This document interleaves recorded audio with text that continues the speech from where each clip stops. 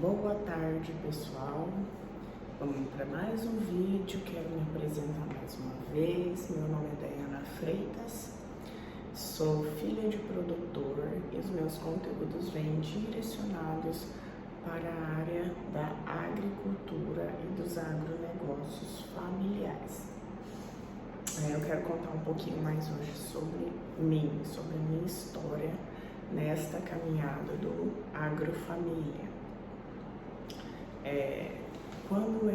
Desde criança, eu convivi com meu pai, que é produtor, desde que se conhece por gente. Então, sempre dentro de casa, eu ouvi meu pai falando sobre agricultura, os cultivos, época de plantio, época de colheita, época de precisar de chuva. E então, toda essa trajetória, desde criança, eu escuto falar dentro de casa. Porém, quando eu fui escolher uma formação, eu escolhi fazer publicidade e propaganda. Uma porque uma amiga minha fazia, minha melhor amiga, né?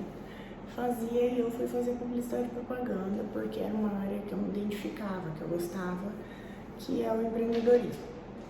Então, eu me dediquei e acabei me formando em publicidade e propaganda. Na mesma época, eu estudava inglês e aos 19 anos eu também tinha terminado meu curso de inglês. Durante a universidade, eu virei professora de uma escola da minha cidade, onde eu lecionei inglês por 5 anos. Fui professora de inglês. E também na faculdade eu trabalhei na agência da minha faculdade por 1 ano, que eu era estagiária da universidade também. Quando eu saí de lá, eu abri uma loja de calçado, porque na minha cabeça sempre eu quis empreender, eu sempre quis, de alguma forma, crescer, gerar empregos, contribuir, ter o meu próprio negócio, desde que eu me conheço por gente. Então, aí fiquei com a loja por 5 anos, eu amava a loja, gostava demais, vendia super bem e eu tinha 23 anos, né? 23 anos. Fiquei por 5 anos com a loja, aí ocorreu alguns problemas pessoais e eu tive que vendê-la. Então, eu vendi a loja, nisso eu já tinha o meu filho, o Pedro Henrique, e aí o Pedro Henrique tinha uns 2 anos. E aí eu fui para a área do agro. Sentei, conversei com meu pai, precisava tomar um rumo na minha vida de novo, e ele falou, vamos trabalhar comigo. Nesta época, o meu pai tem uma história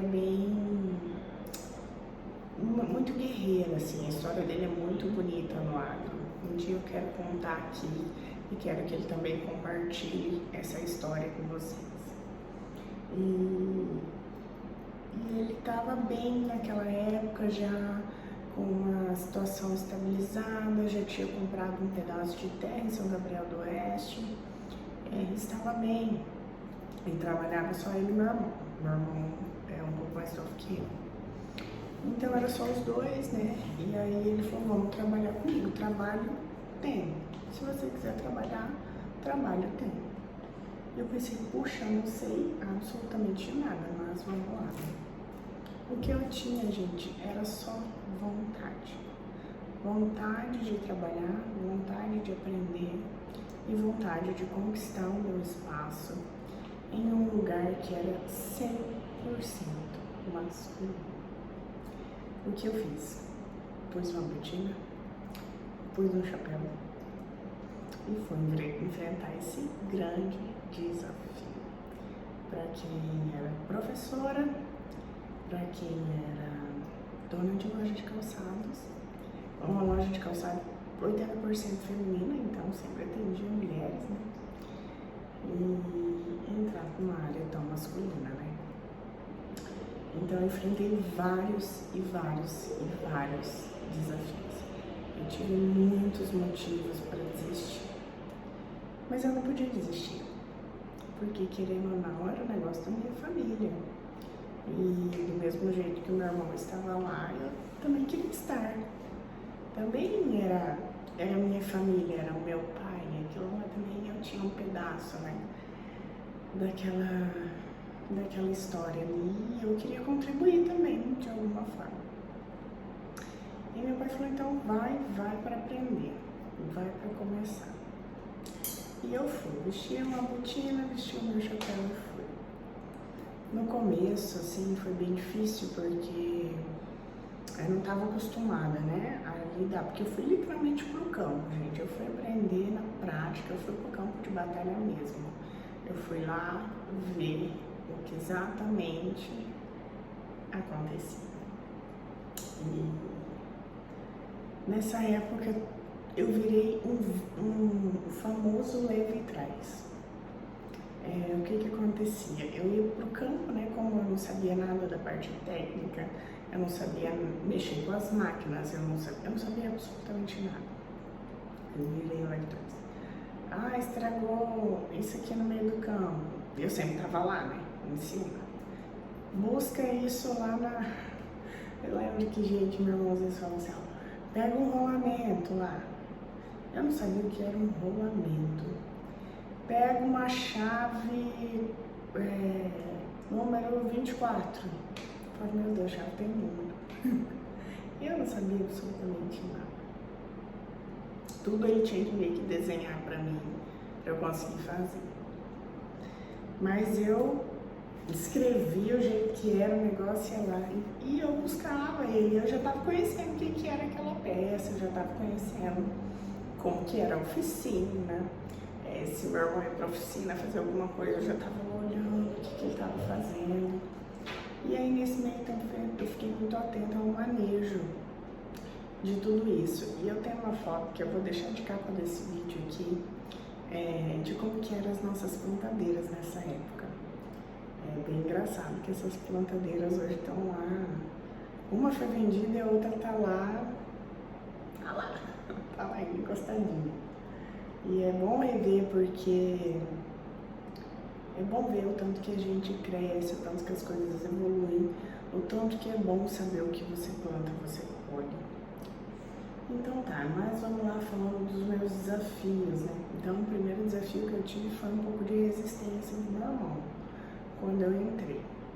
Resistência por eu ser mulher, resistência por ele achar que eu ia tomar o lugar dele, ou tomar algum espaço. E não, eu só estava ali realmente para somar, para conquistar o meu espaço. Então eu sofri um pouco com isso. Sofri também porque os funcionários, ninguém me respeitava. Eu era mais um que estava lá. Eles não me consideravam como a patroa, de jeito algum.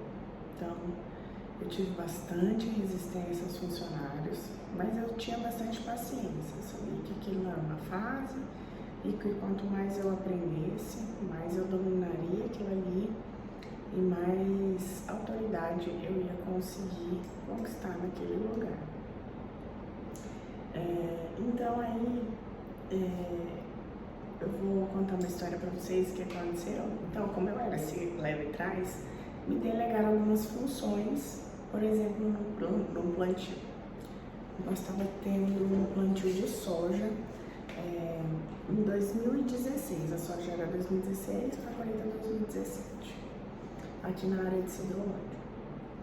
E na época eu já tinha uma caminhonete, né, para ajudar, porque eu ia para a fazenda, então precisava levar as coisas, carregar as coisas. Até um porco, eu vou contar essa história, até um porco, uma vez eu carreguei dessa caminhonete, que foi o maior arrependimento da minha vida. A caminhonete ficou fedendo porco, eu levei o porco na carroceria, mas ela ficou fedendo porco assim uma semana. Falei, meu Deus, o que eu fui inventar? Eu inventava umas coisas assim, vocês não tem base não. Tipo, a carne do porco tava barata e na época eles estavam abatendo muito porco lá na região de São Gabriel, porque não estava compensando tratar o porco. Eu não sei se vocês lembram dessa época, mas era aí 2015, 2016. E ali perto da fazenda tinha, já pulou de uma história por que tinha um chiqueiro que estavam vendendo um porco muito barato. Só que você tinha que ir lá buscar um porco. Você tinha que trazer o porco de qualquer forma. E eu não tinha outra forma de trazer o porco a não ser na carroceria dentro da fazenda. E eu peguei 2 funcionários. A gente foi lá, peguei esse porco vivo para trazer por dentro da fazenda, que era perto, assim, relativamente perto. Era questão de 10 minutos dentro da fazenda. A gente trazia o porco para dentro da nossa fazenda para poder carnear o porco. Até isso eu fiz na época, que é uma história de contar. Enfim, e aí nessa época aí também a gente tinha as plantadeirinhas, elas eram de caixinha, elas não eram, hoje a gente tem aquelas que vai, né, a semente numa caixona só, que o guincho vem, despeja o bag, cai todo um bag inteiro e vai. Então não tem mais essa mão de obra de pegar o saco e encher caixinha por caixinha de cada linha da plantadeira. Mas na minha época era assim, até vou deixar a foto aí pra vocês verem elas. Eram assim as plantadeiras. E eu tinha o cargo de pegar a semente, pegar a equipe de tratamento de semente, que o tratamento de inoculação era feito na hora, que inoculação são as bactérias vivas, né? Então ela precisa ser passada na hora, na semente, que já vai para a plantadeira e já vai para a terra, senão a bactéria morre ali, se ela não ir diretamente para a terra. Então, eu tinha a função de pegar essa semente, dar a função dos funcionários para inocular, carregava na carroceria da caminhoneta e levava para a plantadeira. Então, enchia as plantadeiras, elas faziam o plantio, quando acabava, eu fazia esse mesmo processo. E outra função que eu tinha nessa época era de saber se as sementes estavam caindo certinho, se as plantadeiras não estavam com algum problema técnico, né? Então eu esticava lá uma trena de 1 metro, ia lá cavando mesmo com a mão, olhando para ver se cada semente estava no espaçamento certo, quantas sementes tinham caído, se elas estavam lá certinho, se elas estavam com, que a gente sempre grafita assim, né? Passa um grafite em pó para ela ficar mais escorregadia ali no processo de cair ali dentro da plantadeira, então para ver se elas estavam caindo bem certinho, bem, ela ficar mais soltinha, né? Então eu tinha esse processo todo de conferir sempre se estava colocando bastante grafite, que a orientação do meu pai sempre era essa, não precisa poupar grafite, põe bastante grafite. Então eu subia na plantadeira, enquanto eles pegavam da carroceria e iam abastecendo, eu já ficava cuidando do grafite. Muitas vezes eu mesmo era um saquinho, né, pequenininho, então eu mesmo ia colocando grafite para ir adiantando, porque quanto mais rápido a planta fosse, melhor era. Então a gente sempre queria fazer essa planta render. E eu lembro que uma vez nós estávamos plantando aqui nessa área de Cidrolândia e aí rendeu. E rendeu, tava eu e meu irmão. Na época meu pai estava em casa porque ele tinha machucado o joelho, quebrado o joelho, então ele estava em casa imobilizado. Então a gente estava, eu e meu irmão mesmo, e os funcionários. E aí tocamos e pegou um final de semana. E aí rendeu, pegou uma estiagem boa, porque aqui como é bem argilosa, se chove um pouquinho se chove um pouquinho aquela terra já grudava nos discos, não rodava, então a gente queria aproveitar. Quando dava a oportunidade de fazer um bom plantio, a gente tocava quando podia. E deu até no sábado à noite, me lembro. E aí marcava a previsão de chuva para o domingo, à tarde. E aí a gente tocou no sábado, foi tocando, eu e meu irmão lá. E aí a previsão de chuva para outro dia, né? E aí as 2 plantadeiras trabalhando bonitinho e tal. Deu umas 9 horas da noite, mais ou menos. todo mundo bem cansado, né? Porque tinham pegado desde cedo, a colheita tinha corrido a semana inteira. Meu irmão olhou pra mim e falou assim: você é parceira de tocar até acabar? Aí eu falei pra ele: que hora que você acha que acaba? Ele falou assim: até amanhã, meio-dia, nós conseguimos acabar. Se tudo der certo, amanhã, meio-dia, tocando a noite inteira. Eu falei: eu sou parceira. Porque daí ia cair a chuva, né? Ia estar tudo plantado e a gente ia se preparar para ir para outra área de São Gabriel. Eu falei: eu sou parceira, vamos lá. E a gente tocou. Aí eu pensei assim: puxa, porque eu precisava dar um gás para os funcionários, né? Eu precisava que eles abraçassem também aquilo como eu e o William abraçamos aquilo ali para terminar. E daí eu falei: William, eu vou na cidade, era no sábado, e eu vou comprar um lanche, esses lanches de carrinho para eles. Vou comprar Coca-Cola, vou comprar refrigerante e vou trazer bastante à vontade para ele, porque na fazenda é sempre a mesma comida de fazenda, né? Arroz, feijão, carne, macarrão. Então eu vou trazer uma coisa diferente, né? Gostosa, que era um hamburgão lá. Eu falei: vou lá pegar, tipo aqueles X tudo mesmo, com refri. E vou trazer para eles e mandar trazer bastante Coca-Cola, fazer café, enfim, pra gente torar. Beleza. E eu vim pra cidade, cheguei, encostei num carrinho de sanduíche. Eu lembro que eu fechei o carrinho do homem, tudo que ele tinha de pão lá, eu mandei ele fazer o sanduíche. Ele falou: minha noite encerrou hoje. Comprei um monte de coca.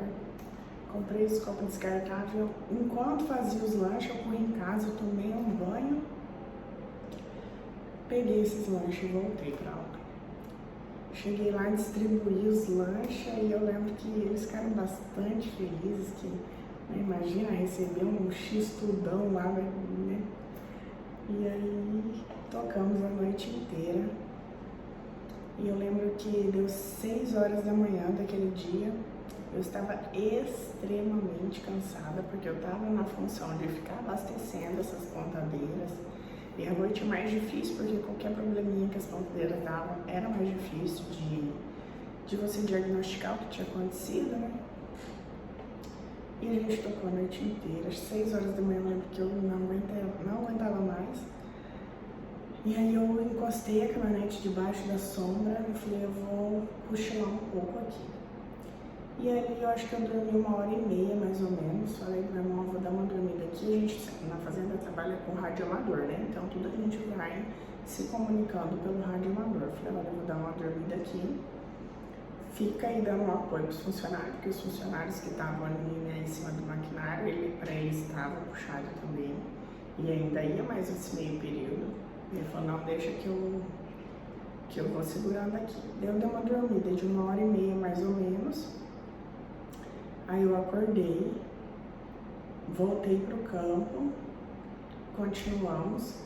Aí deu umas 9 e pouco, o meu irmão falou assim: eu vou em casa, porque ele não tinha tomado banho do dia anterior. Eu vou em casa, vou tomar um banho, vou dar uma deitadinha, volto pra fazer as cabeceiras e terminar. Pois foi dito e feito, não quero alongar muito. Ele foi em casa, tomou banho, descansou um pouco, voltou. Quando ele voltou, só faltava fazer a cabeceira daquele último talhão. E aí ele mesmo pegou, montou no trator e foi fazer essas cabeceiras. E aí eu lembro que para não sobrar semente até, né, nas caixinhas, porque depois tem que tirar, eu fui acompanhando ele com a caminhonete, com um saco, 2 sacos de semente e um pouco de grafite, para que se acabasse, né, na volta do talhão, não teria que chamar e pegar e tal, para adiantar o máximo possível. Fui acompanhando ele até fechar o talhão. Eu lembro que 1h da tarde a gente terminou aquele plantio. E foi bem gratificante, assim, porque logo em seguida, acho que umas 3, 4 horas da tarde, a chuva veio e deu tudo certo. Foi muito legal, foi muito bom esse sacrifício que a gente fez, porque senão, se a gente não tivesse feito, teria chovido, nós teríamos ficado com um pouquinho para trás para plantar, ia ter que esperar secar um pouco, então tudo isso atrapalhava o outro lado. Enfim, foi uma das decisões que a gente tomou sozinhos, que foi incrível. Então, assim, os desafios do agro, eles sempre tem. Só quem está no campo de batalha, só quem está lá dentro sabe o quanto que é difícil, o quanto é desafiador, o quanto você tem que lutar contra os equipamentos. Muitas vezes o equipamento não é novo, com funcionários que muitas vezes não acompanham o mesmo ritmo, que a gente contrata muito praieiro na época de plantio e de colheita, então você não sabe direito com o que você está lidando, você tem que ter um pouco de paciência, um pouco de jogo de cintura, e o quanto depois isso é gratificante, quando você vê todo aquele teu esforço ali nascendo, ali produzindo. Então, falei um pouquinho aqui dos meus desafios, um pouquinho da minha história, um pouquinho de cada coisa que eu fiz dentro do campo e contar para vocês que a gente, passo por passo, que a gente vai dando, que a gente vai chegando ao nosso objetivo. Tá, e você chegou no seu objetivo final ainda? Não, claro que não. Eu já subi alguns degraus dessa escada, mas eu acredito que tem muitos a subir ainda. E continuo nos meus desafios aqui, um pouco diferente hoje, eu vou contando por etapas dessa história, dessa caminhada. Hoje são outros desafios, né? Hoje são outras etapas e eu fico muito feliz de participar. Um grande beijo, uma boa tarde a todos.